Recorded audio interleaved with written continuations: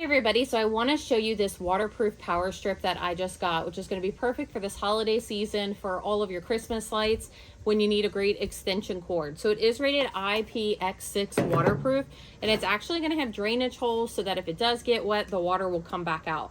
You're going to get a nice long cord here so that you can kind of run this from your plug all the way to the end of your Christmas lights.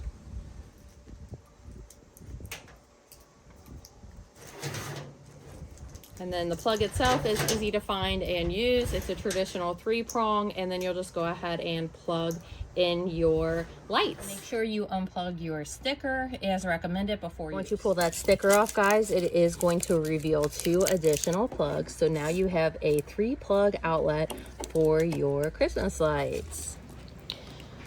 So I'm going to go ahead and plug these in, and then I'm going to pour some water on this to show you guys that it is waterproof. Thank you for watching today. I hope you found this video helpful, and I hope you get yourselves one of these awesome waterproof plugs for this holiday season.